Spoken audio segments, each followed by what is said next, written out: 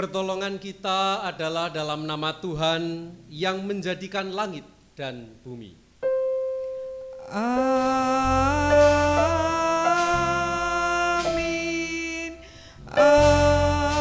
Amin.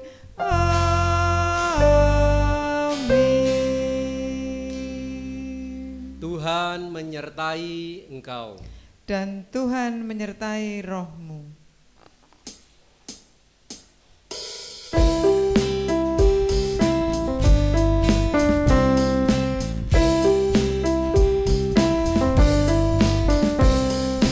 Puji Dia, wahai mentari, wahai bulan, sembahlah Dia terus. Dan wahai bintang, bintang terang yang kemerlapan, muliakan penciptamu. Bersorak-sorai bagi rajamu, bersorak-sorai bagi rajamu.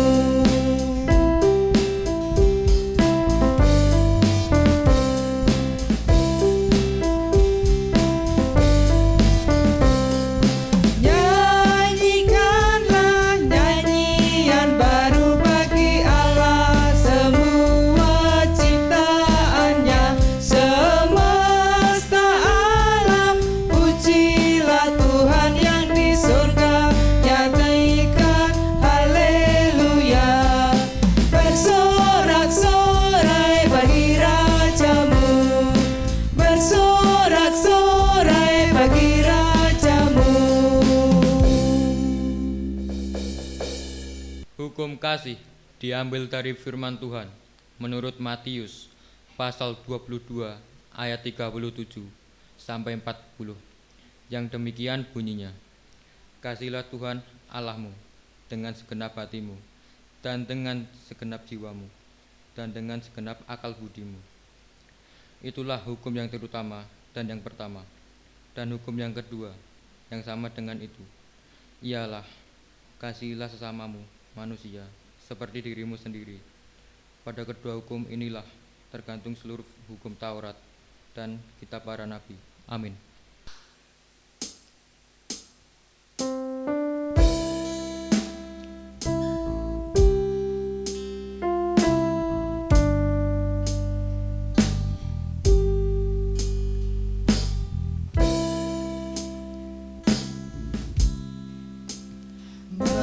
Meski tak layak diriku, tetapi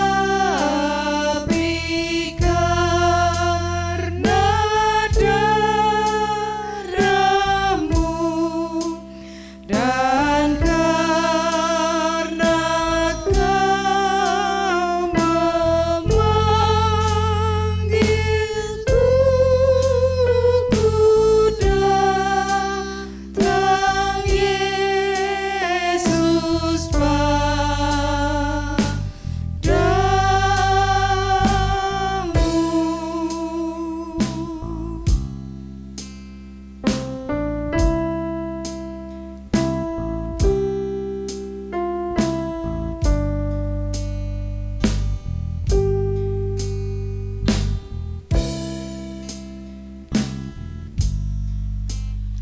Sebagaimana adanya, jiwaku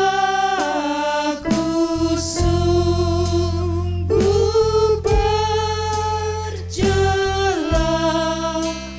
Darahmu-lah pembasuhnya,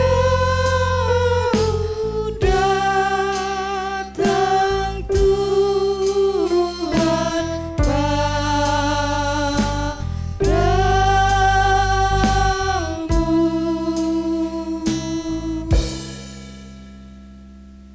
Berita anugerah diambil dari Roma 3 ayat 23 sampai 25.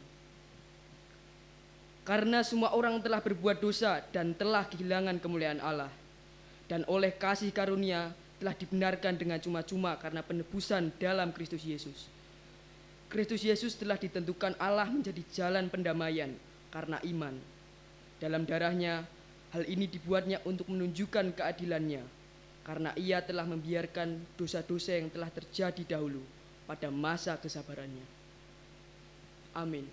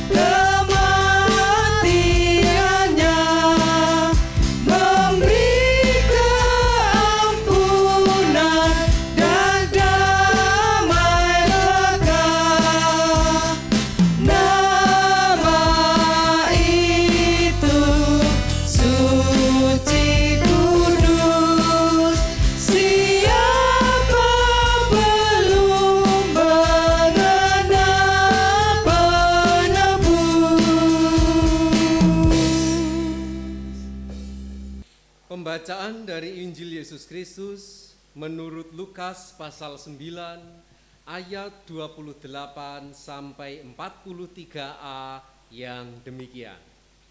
Yesus dimuliakan di atas gunung. Kira-kira 8 hari sesudah skala pengajaran itu, Yesus membawa Petrus, Yohanes, dan Yakobus lalu naik ke atas gunung untuk berdoa. Ketika ia sedang berdoa, rupa wajahnya berubah dan pakaiannya menjadi putih berkilau-kilauan. Dan tampaklah 2 orang berbicara dengan dia, yaitu Musa dan Elia. Keduanya menampakkan diri dalam kemuliaan dan berbicara tentang tujuan kepergiannya yang akan digenapinya di Yerusalem. Sementara itu, Petrus dan teman-temannya telah tertidur, dan ketika mereka terbangun, mereka melihat Yesus dalam kemuliaannya dan kedua orang yang berdiri di dekatnya itu. Dan ketika kedua orang itu hendak meninggalkan Yesus, Petrus berkata kepadanya, "Guru, betapa bahagianya kami berada di tempat ini. Baiklah, kami dirikan sekarang 3 kemah, 1 untuk engkau, 1 untuk Musa, dan 1 untuk Elia." Tetapi Petrus tidak tahu apa yang dikatakannya itu. Sementara ia berkata demikian, datanglah awan menaungi mereka. Dan ketika mereka masuk ke dalam awan itu, takutlah mereka. Maka terdengarlah suara dari dalam awan itu yang berkata, "Inilah anakku yang kupilih, dengarkanlah dia." Ketika suara itu terdengar, nampaklah Yesus tinggal seorang diri. Dan murid-murid itu merahasiakannya. Dan pada masa itu mereka tidak menceritakan kepada siapapun apa yang telah mereka lihat itu. Yesus mengusir roh dari seorang anak yang sakit. Pada keesokan harinya, ketika mereka turun dari gunung itu, datanglah orang banyak berbondong-bondong menemui Yesus. Seorang dari orang banyak itu berseru, katanya, "Guru, aku memohon supaya engkau menengok anakku, sebab ia adalah satu-satunya anakku. Sewaktu-waktu ia diserang roh, lalu mendadak ia berteriak dan itu menguncang-uncangkannya, sehingga mulutnya berbusa. Roh itu terus saja menyiksanya dia dan hampir tidak mau meninggalkannya. Dan aku supaya mereka mengusir roh itu, tetapi mereka tidak dapat. Maka kata Yesus, "Hai kamu angkatan yang tidak percaya dan yang sesat, berapa lama lagi aku harus tinggal di antara kamu dan sabar terhadap kamu? Bawa anakmu itu kemari." Dan ketika anak itu mendekat Yesus, setan itu membantingkannya ke tanah dan menggoncang-goncangkannya. Tetapi Yesus menegur roh jahat itu dengan keras dan menyembuhkan anak itu, lalu mengembalikannya kepada ayahnya. Maka takjublah semua orang itu karena kebesaran Allah. Amin. Demikianlah Injil Yesus Kristus. Yang berbahagia ialah mereka yang mendengar firman Tuhan dan yang memeliharanya. Haleluya. Haleluya, amin. Haleluya, amin. Haleluya, amin. Haleluya, amin. Shalom Aleichem. Jemaat yang terkasih dalam nama Tuhan, pada saat ini kita masuk dalam minggu transfigurasi, yaitu suatu peringatan di mana ada peristiwa Tuhan Yesus memperlihatkan dirinya di hadapan Petrus, Yakobus, dan Yohanes bersama-sama dengan Musa dan Elia. Dalam sejarah orang-orang Yahudi, terutama bangsa Israel, peristiwa ini sangat penting, di mana Musa bagi orang-orang Yahudi pada masa Alkitab ini, itu dipandang sebagai suatu tokoh, seorang tokoh yang melepaskan bangsa Israel dari tanah penjajahan di Mesir, dari pembuangan menuju Kanaan.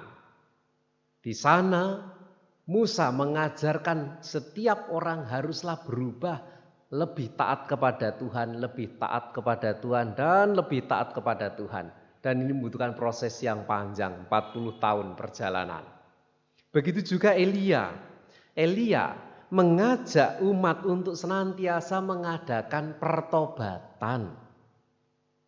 Hadirnya Musa dan Elia di dekat Yesus di mata 3 orang murid ini menggambarkan bahwa kehadiran Yesus itu juga sama seperti kehadiran Musa dan Elia yang mengajak orang-orang percaya untuk mau bertobat, untuk memperbarui hidup, untuk bisa dan mau keluar dari hidup lama menuju hidup yang baru.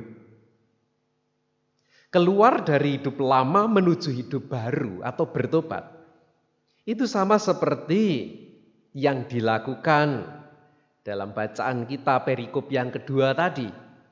Ada orang tua yang datang kepada Tuhan Yesus dan memohon agar anaknya yang dirasuki oleh roh itu dipulihkan, disembuhkan. Kepercayaan konteks Alkitab, orang yang sakit apapun itu disebabkan karena hal-hal supranatural. Karena itu orang ini juga percaya, wah ini ada sebab-sebab roh jahat dalam diri anakku, maka dia datang kepada Tuhan Yesus supaya roh jahat itu diusir dari tubuh anaknya. Nah, bertobat itu seperti ini. Hidup lepas dari hidup lama dan menuju hidup baru itu yang pertama ciri-cirinya itu adalah ada perubahan sikap hidup, mau datang dan mendekat pada Tuhan. Yang pertama mau datang dan mendekat pada Tuhan. Lalu yang kedua, ciri-ciri atau tanda orang keluar dari hidup lama dan masuk hidup baru atau bertobat itu adalah percaya. Yang kedua, percaya. Namun kita perhatikan ayat 43, ada yang menarik di sini. Maka takjublah semua orang itu karena kebesaran Allah. Jadi kalau kita membaca lengkap dari ayat 40 tadi, sebenarnya orang tua ini sudah datang kepada murid-murid Tuhan Yesus. Tapi murid-murid pada saat itu tidak bisa menyembuhkan anak ini. Lalu Tuhan Yesus berkata, "Hai kamu angkatan yang tidak percaya dan yang sesat, berapa lama lagi aku harus bersama-sama dengan kamu?" Secara singkat demikian. Lalu di sana di ayat terakhir, maka takjublah semua orang itu karena kebesaran Allah. Jadi orang banyak pada saat itu, berarti termasuk murid Tuhan Yesus, ada yang sekedar takjub, bukannya percaya. Antara percaya dengan takjub itu suatu yang beda jauh. Ya, kita ingat. Antara percaya dengan takjub itu beda jauh. Ketika orang percaya, ketika orang percaya, kaitannya ini dengan iman, dan apa yang diimani orang pasti akan mempengaruhi pola pikir dan gaya hidup, sikap hidup orang tersebut. Ketika orang percaya, punya keimanan tertentu, pasti itu akan mempengaruhi pola dan gaya hidup orang. Pemahamannya juga akan mengikuti apa yang diimaninya. Ketika yang diimaninya itu baik, maka dia akan baik pula. Tapi ketika yang diimaninya itu tidak baik, maka pasti akan menjadi tidak baik pula. Inilah percaya. Ketika orang percaya Yesus juru selamat, maka orang ini akan mengikut apapun yang dikatakan oleh Tuhan Yesus. Mengimani apapun yang disampaikan oleh Tuhan Yesus. Percaya. Berbeda dengan takjub. Kalau takjub itu, misal kita melihat, wah kok apik ya. Misal kita melihat sesuatu, wah kok apik, garapane apik. Tapi kita tidak mau belajar, itu takjub. Wah, ketika orang itu jualan kerupuk saja, kok bisa kaya ya, bisa beli mobil, bisa beli rumah. Wah, luar biasa. Sekedar takjub. Tetapi jika orang mulai mau mencoba, ketika melihat takjub pada pedagang kerupuk tadi, dia mau mencoba, berhasil, kemudian melanjutkan dan berhasil menghasilkan, dia sendiri pun akhirnya mengikuti. Oh, cara berdagang kerupuk seperti ini, membuat kerupuk seperti ini. Dia ikuti dan berhasil dan dia nyaman. Maka orang ini sudah masuk dalam tahap percaya. Oh, ternyata nek jualan kerupuk bisa hidup, bisa kaya, bisa sugih. Sebaliknya ketika dia mencoba dan gagal, dia mencoba dan gagal, gagal terus, akhirnya tidak melanjutkan jualan kerupuknya, maka orang ini akan punya pemahaman, oh jualan kerupuk ternyata tidak bisa menghasilkan. Orang kemudian berpikir, wah kayak mesti duwe ini dan itu. Karena dia mencoba tidak berhasil, karena dia tidak percaya jualan kerupuk bisa kaya. Nah, sebaliknya ketika orang percaya jualan kerupuk bisa kaya, maka dia akan mengusahakan bekerja sedemikian rupa, berkarya sedemikian rupa, menghasilkan. Nah ini, jadi rasa takjub itu tidak selalu berujung pada perubahan gaya hidup, perubahan pola pikir, dan menjadikan orang percaya. Tidak selalu. Nah, sedangkan tadi saya ulangi lagi, percaya itu akan mempengaruhi gaya hidup. Ya, saudara-saudara, keluar dari hidup lama menuju hidup baru, bertobat itu ditunjukkan dengan dua hal tadi. Mau mendekat pada Tuhan Yesus dan percaya. bukan sekedar takjub. Nah, bagi kita semua, antara satu orang dan orang lain, pertobatan, orang bertobat itu juga berbeda-beda prosesnya. Ada yang membutuhkan waktu yang sebentar, ada yang membutuhkan waktu yang sangat lama, bisa bertahun-tahun. Tetapi yang jelas, keluar dari hidup lama menuju hidup baru membutuhkan proses dan banyak tantangannya. Baik itu tantangan dari dalam diri kita maupun tantangan dari lingkungan kita.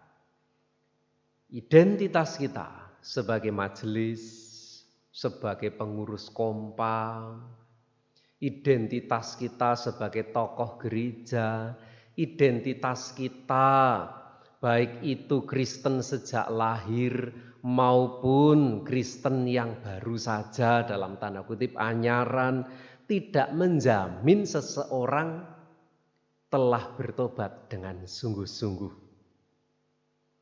Pertobatan seseorang itu hanya dapat dilihat dari buahnya. Seperti dalam kesaksian Injil Yesus Kristus menurut Matius pasal 12 ayat 33 yang demikian. Jikalau suatu pohon kamu katakan baik, maka baik pula buahnya. Jika suatu pohon kamu katakan tidak baik, maka tidak baik pula buahnya.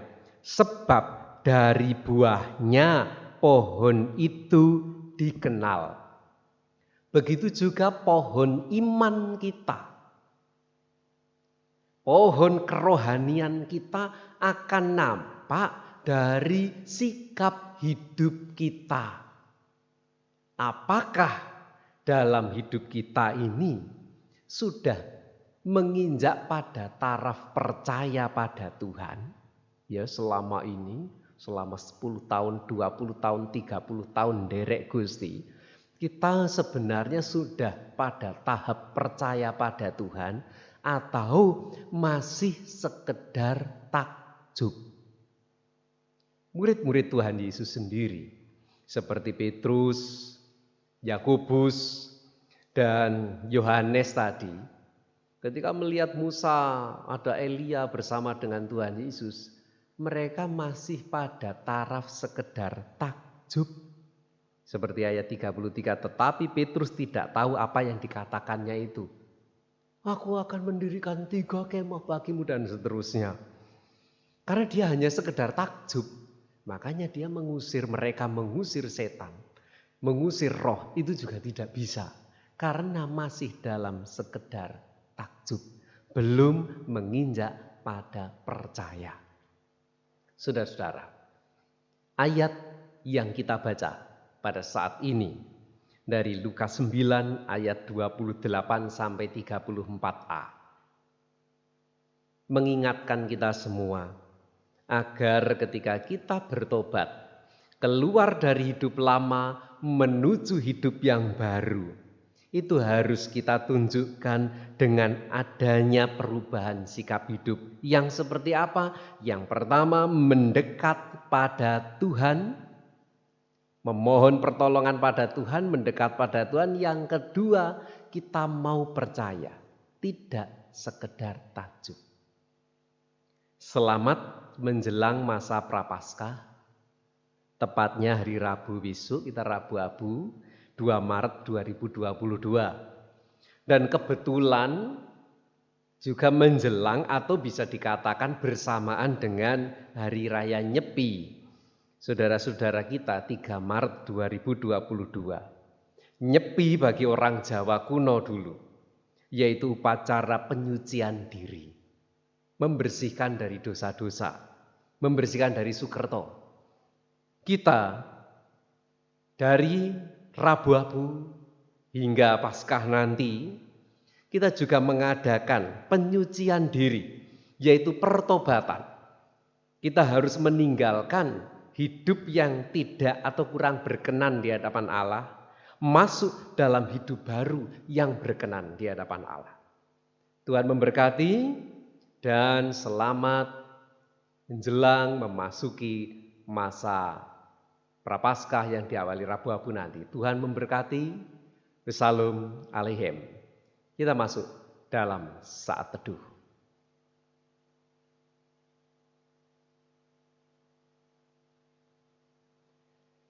Terima kasih Tuhan atas sabdamu. Haleluya. Amin. Pengakuan iman rasuli. Aku percaya kepada Allah Bapa yang Maha Kuasa, Khalik langit dan bumi, dan kepada Yesus Kristus, anaknya yang tunggal Tuhan kita, yang dikandung daripada Roh Kudus, lahir dari anak darah Maria, yang menderita di bawah pemerintahan Pontius Pilatus, disalibkan, mati dan dikuburkan, turun ke dalam kerajaan maut. Pada hari yang ketiga bangkit pula dari antara orang mati, naik ke surga, duduk di sebelah kanan Allah Bapa yang Maha Kuasa, dan akan datang dari sana untuk menghakimi orang yang hidup dan mati. Aku percaya kepada Roh Kudus, gereja yang kudus dan am, persekutuan orang kudus, pengampunan dosa, kebangkitan daging, dan hidup yang kekal. Mari kita bersama-sama masuk dalam doa syafaat. Saya antarkan. Allah Bapa kami yang bertahta dalam kerajaan surga yang mulia, yang berkarya dalam Kristus Yesus dan memberi kami kekuatan dalam Roh Kudus. Pada saat ini Tuhan, kami bersyukur Engkau telah memberkati kehidupan kami, jemaat-Mu di tempat ini juga di segala tempat. Pada saat ini Tuhan, dalam persekutuan ibadah keluarga, ibadah yang diadakan di rumah-rumah dan komunitas kecil, kami mohon Tuhan Engkau berkenan untuk hadir di tengah-tengah kami. Pada saat ini Tuhan, kami di hadapan-Mu memohon, berkatilah bangsa dan negara kami, yang mana pada saat ini terutama di daerah kami, di wilayah Cawas, begitu juga di banyak tempat, masih harus bergelut dengan COVID-19. Kami mohon Engkau kuatkan kami semua di dalam menjaga kesehatan, baik kesehatan diri maupun lingkungan di mana kami berada. Kami juga memohon kiranya proses-proses pemulihan yang ada, terutama proses vaksinasi yang masih dilakukan, kami mohon Kau berkati Tuhan, dan semakin banyak orang yang dapat menerima vaksinasi, semakin banyak pula yang bisa memperoleh kekebalan tubuh terhadap sakit penyakit yang ada. Tuhan, kami yakin dan percaya, segala obat-obatan, segala vaksin, segala upaya bangsa kami, begitu juga kami semua untuk memulihkan bangsa ini, semua pemulihan hanya datangnya dari Engkau saja. Kami juga mengingat Tuhan, ada keluarga-keluarga, warga gereja, warga masyarakat yang harus isolasi mandiri. Kami mohon Engkau memberikan kekuatan dan mencukupkan segala kebutuhan-kebutuhannya.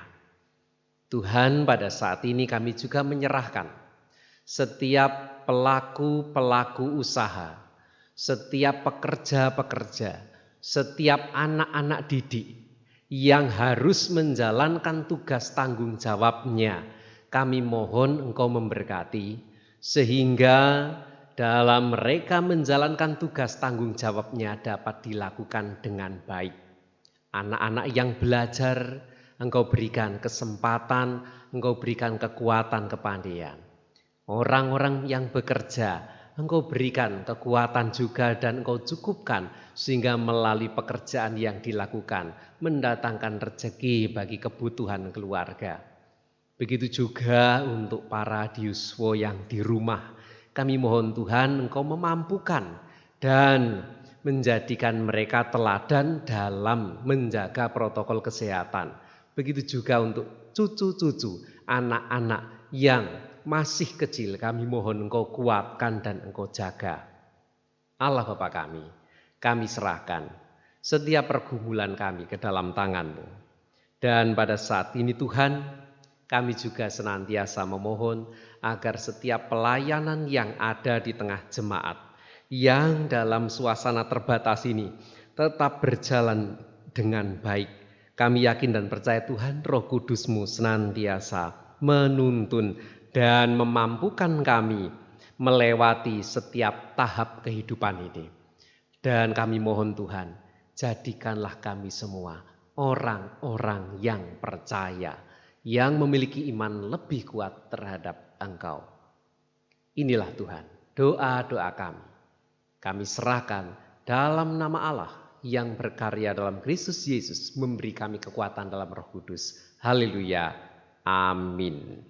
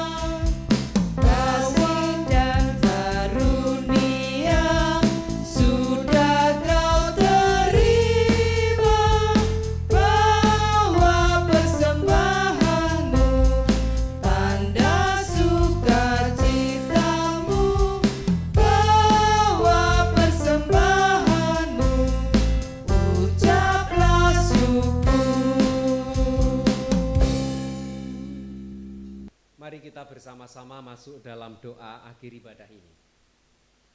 Allah Bapa kami yang bertata dalam kerajaan surga yang mulia, yang berkarya dalam Kristus Yesus dan beri kami kekuatan dalam Roh Kudus. Terima kasih Tuhan atas berkat-berkat-Mu sehingga Engkau menuntun ibadah yang kami adakan di rumah di kelompok kecil ini. Kami mohon tuntunlah kami, mampukan kami menjalani hidup kami hari lepas hari. Seluruh doa ini kami serahkan dalam nama Tuhan Yesus Kristus yang telah mengajar kami berdoa. Bapa kami yang di surga, dikuduskanlah nama-Mu, datanglah kerajaan-Mu, jadilah kehendak-Mu di bumi seperti di surga. Berikanlah kami pada hari ini makanan kami yang secukupnya, dan ampunilah kami akan kesalahan kami, seperti kami juga mengampuni orang yang bersalah kepada kami. Dan janganlah membawa kami ke dalam pencobaan, tetapi lepaskanlah kami daripada yang jahat. Karena Engkau yang punya kerajaan dan kuasa dan kemuliaan sampai selama-lamanya. Amin.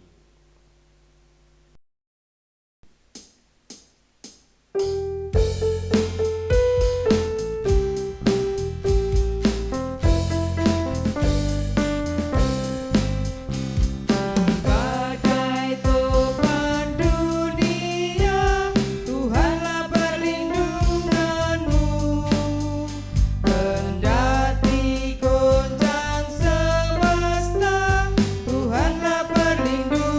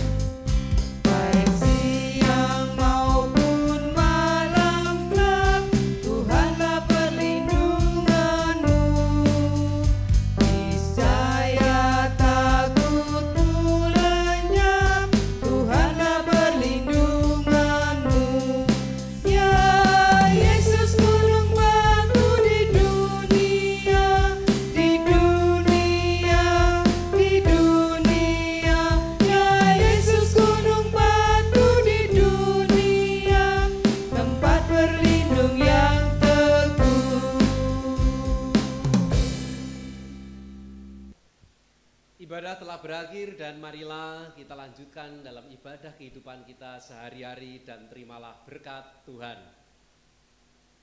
Kasih karunia Tuhan Yesus Kristus dan kasih Allah dan persekutuan Roh Kudus menyertai kamu sekalian. Amin.